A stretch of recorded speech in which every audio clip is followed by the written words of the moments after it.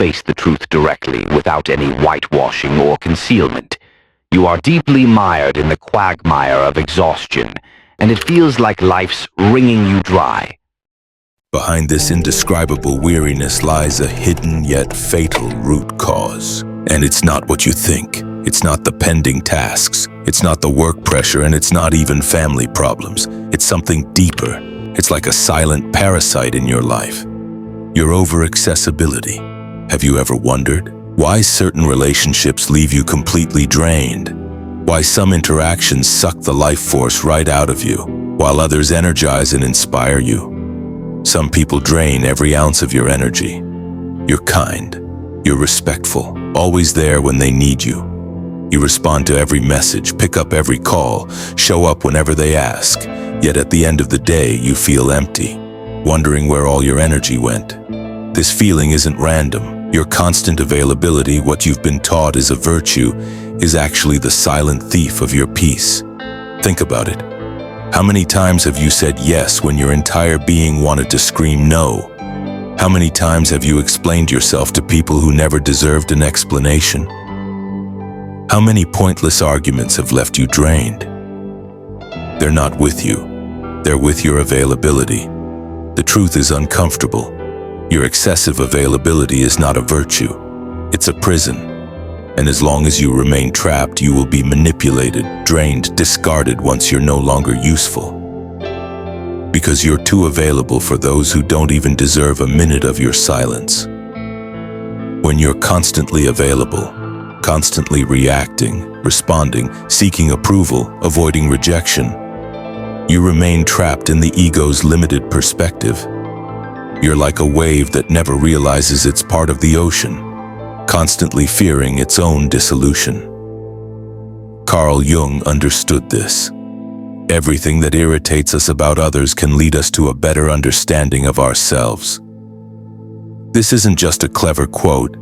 It's a roadmap to self-discovery hidden within our most challenging relationships. When someone constantly irritates you, when they push your buttons, when they trigger emotional reactions, they're not just being difficult. They're revealing something crucial about your own unresolved wounds. Your own boundaries, your own need to please. They're showing you exactly where you need to grow. But here's the question that changes everything. What happens when you choose silence over pointless arguments? When you prioritize your peace over others' expectations? Everything changes. The entire dynamic shifts. This isn't about becoming cold or distant. It's about becoming whole. Guarding your energy isn't selfish, it's wisdom in motion. You can't give your best to the world if you're running on empty. It's about what Jung called individuation, the process of becoming your complete, authentic self. This journey begins when you understand that your energy is sacred. Your time is finite.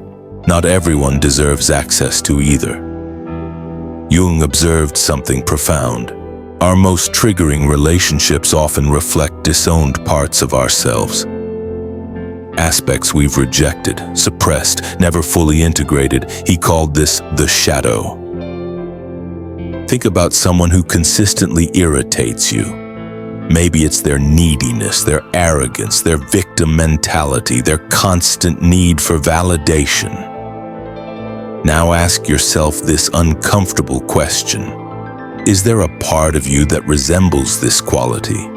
A part you've disowned or refused to acknowledge? Let's explore why your unavailability might be the most powerful gift you can give, both to yourself and to those who truly value your essence rather than just your utility. If these contents resonate with you, please click the subscribe button. I'm truly grateful for your liking. When you stop being available to everyone, you finally become available to yourself. Lesson 1. Pause before reacting. My silence will be my power. Have you ever noticed? Some people have an almost magnetic presence.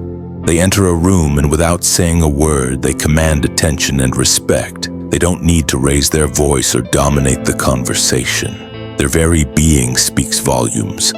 What you're witnessing is someone who has mastered the art of energy conservation. Someone who understands that true power doesn't lie in constant expression but in strategic silence. Jung recognized this when he spoke about the power of the unconscious mind, the vast reservoir of energy that lies beneath our conscious awareness. He understood that this energy, when properly contained and channeled, becomes a force of tremendous creative and personal power. But most people leak this energy constantly through excessive talking, emotional reactivity, the desperate need to be seen and validated.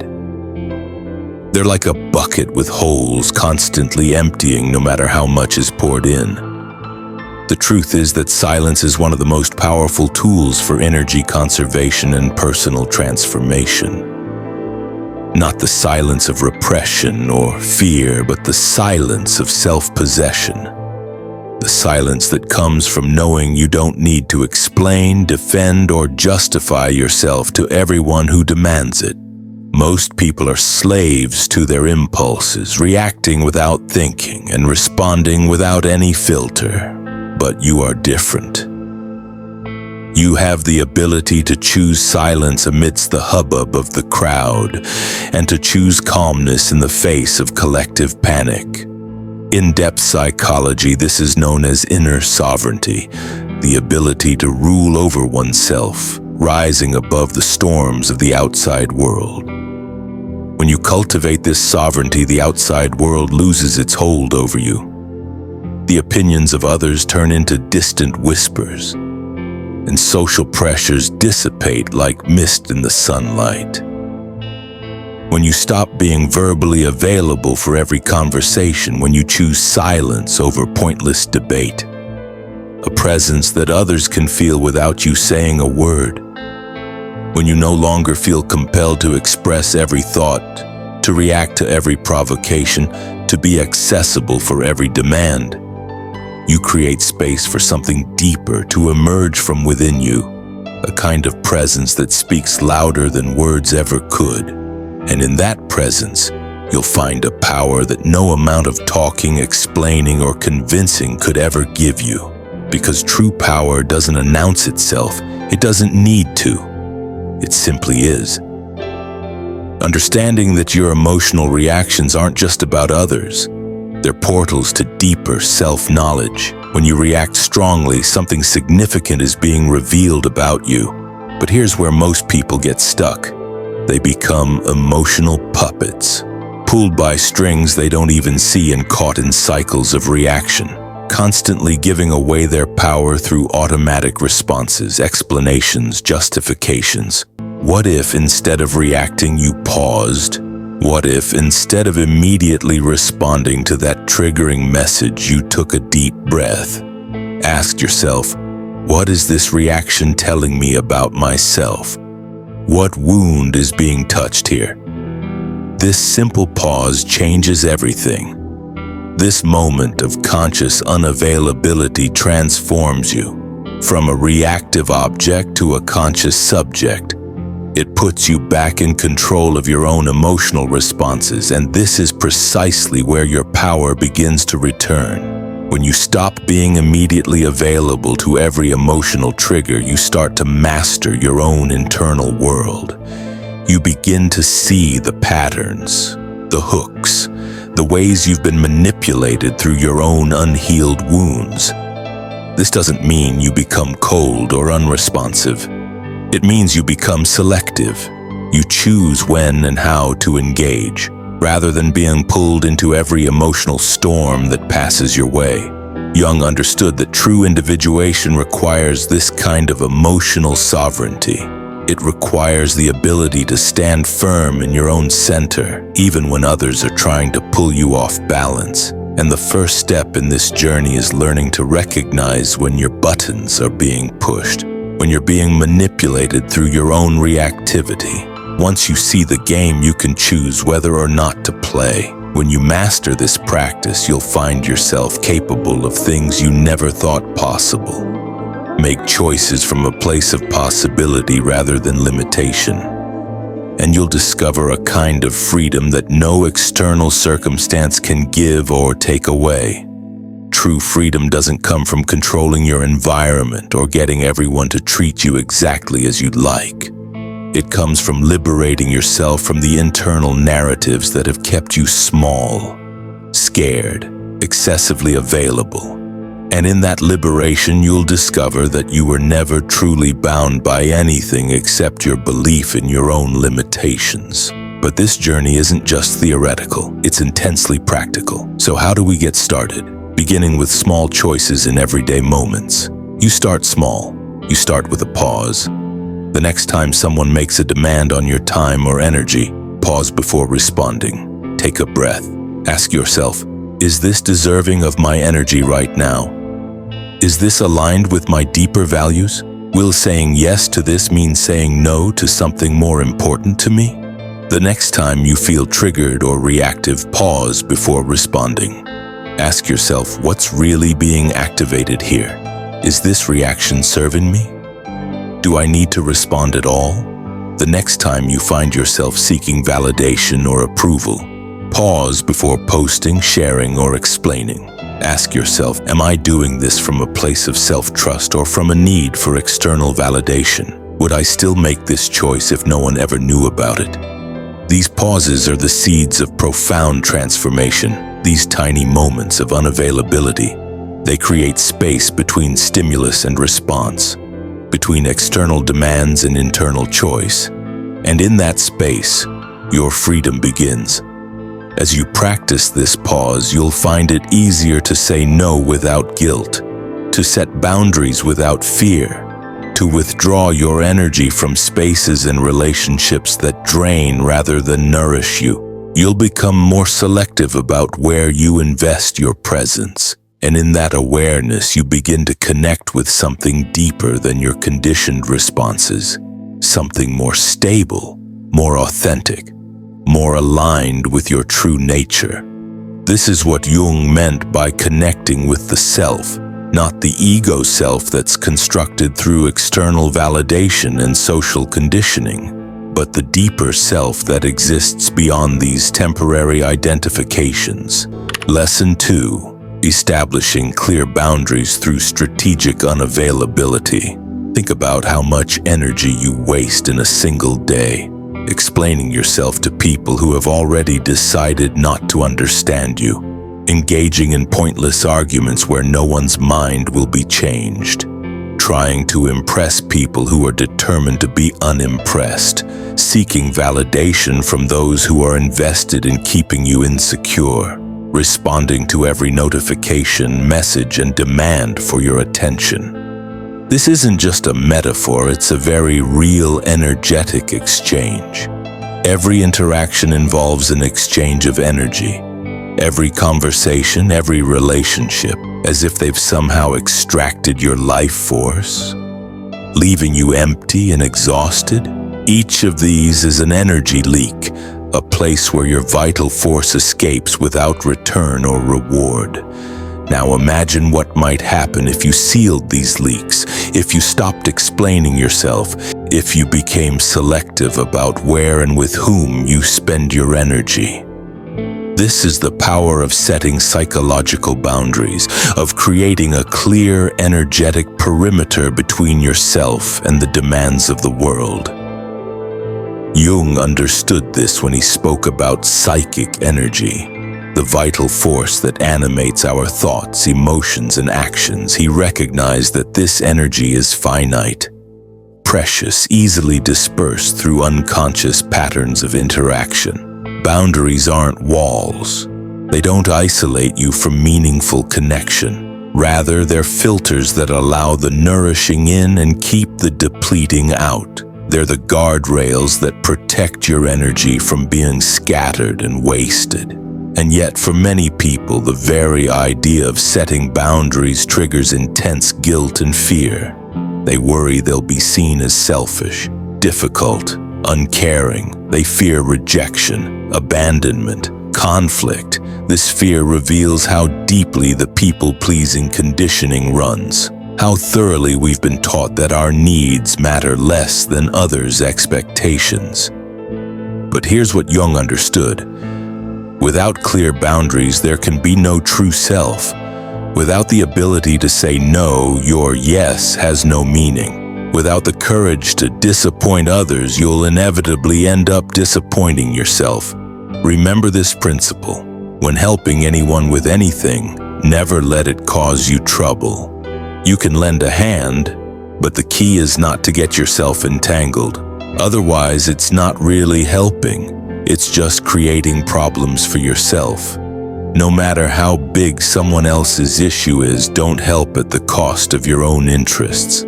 People won't be grateful for the sacrifices you make. They'll just be glad they got through their tough times. They don't really care if you end up in a difficult situation because of helping them. And when you truly internalize this truth, you'll find it much easier to say no without guilt, to set boundaries without fear, to withdraw your energy from spaces and relationships that drain rather than nourish you. When you stop being available to everyone, you send a powerful message, both to others and to yourself. My presence is valuable. My energy is precious. My time is finite. Not everyone deserves access to these treasures. Lesson 3. Build self-confidence and self-worth. From childhood, we're taught that being good means being available, helpful, accommodating, always putting others' needs before our own. Sometimes you are trapped in an illusion that being present for everyone will make someone present for you. This conditioning runs deep. Many of us have completely lost touch with our own worth outside of what we provide to others. We've become human doings rather than human beings. And here's the cruel irony. The more available you make yourself, the less valued you become. Think about it. What do we value most in life? The rare, the scarce, the hard to obtain. We value what we have to earn, what isn't handed to us freely. This isn't just human nature. It's a fundamental psychological principle. When you're available to everyone all the time, you become common. And what's common, no matter how valuable it might actually be, is rarely treasured. This is why people who constantly say yes often find themselves taken for granted, overlooked, undervalued. Their very reliability makes them invisible. But the moment you become selective with your energy, something remarkable happens. People begin to recognize your worth. Those who only valued you for your utility will be frustrated, even angry. They'll accuse you of changing, of becoming selfish or distant. But their reaction isn't about you changing for the worse. It's about you no longer being functional for them. They value what you provide, not who you are. Jung understood this distinction profoundly. He saw how many people live their entire lives wearing a persona, a social mask designed to win approval and avoid rejection. This persona might earn you acceptance, but it will never bring you genuine connection or respect. Because real connection is built on being seen and valued for who you truly are, not just for what you can provide. This is why becoming selectively unavailable is so powerful. It's not about playing games or manipulating others. You are valuable simply because you exist. Your worth doesn't depend on how useful you are to others, how much you produce, or how available you make yourself. You're not a 24-hour hotline, nor are you an emotional life raft for everyone. You are here to build yourself up and safeguard your peace of mind as if it were a priceless treasure. The only approval that truly matters comes from within yourself. Quality always outweighs quantity. True respect grows from the integrity of your character. You don't need to earn love and acceptance by sacrificing your own needs. And in that declaration of self-worth, you begin to attract people who value you for your essence, not just your utility. They will value your well-being, your boundaries, and your need for space. They won't get upset when you prioritize yourself. Lesson 4. The solitude of the strong is the path to true freedom. Jung said true individuality means stepping back from the crowd, taking off the masks and walking alone for a while. That's exactly what you're doing when you stop being available. You're not running from the world, you're coming home to yourself.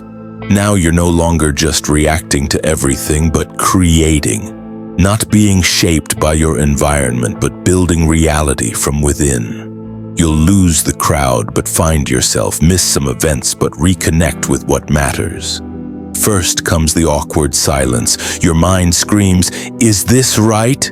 Too harsh? Will people stop liking me?" But gradually that silence changes. It cleanses, calms, and heals. Then comes the loneliness, not empty loneliness, but the fullness of being completely yourself. The kind of solitude strong people choose. No more betraying yourself to keep others close. Use this time to invest in becoming the best version of you. Do what lights you up. Quit performing. Focus. Show up for yourself like it's your job. You can't build a fulfilling life if you're surrounded by people who only show up when they need something from you. Learn to identify emotional vampires, those who come just to suck the energy out of you and disappear once they've depleted it. Don't be afraid to close the door. A closed door makes room for the things that truly matter. The most centered people seem to have an internal compass that guides them regardless of external chaos. They don't get pulled into every drama, swayed by every opinion, knocked off balance by every criticism. This internal stability doesn't come from isolation or indifference. It comes from a deep connection to something within themselves, something Jung called the self with a capital S. In Jung's understanding, this self is not something we create. It's something we discover through the process of individuation. It's already there, whole and complete, and this energy, when properly channeled, the kind that fundamentally changes who you are and how you move through the world. Because true growth doesn't happen in the spotlight. It happens in the shadows, in the quiet moments of choice when no one is watching and no one will ever know except you. And those choices, accumulated over time, become the foundation of an unshakable self-discipline. It's about asking yourself, would I still do this if no one ever knew? Would I still make this choice if it earned me no praise or recognition? When you learn to trust your own judgment and honor your own commitments without external reinforcement, you begin to act from internal conviction rather than external pressure. The journey begins with a single pause, a single moment of conscious choice, and in that moment everything changes. I'd love to hear from you. How has excessive availability affected your life and relationships? What's one area where you could practice strategic unavailability this week? Share your thoughts in the comments below and let's continue this conversation. We've explored how strategic unavailability can transform your relationships, reclaim your energy, establish healthy boundaries, build genuine self-discipline, connect you with your deeper self. But there's one more dimension to consider, perhaps the most important of all.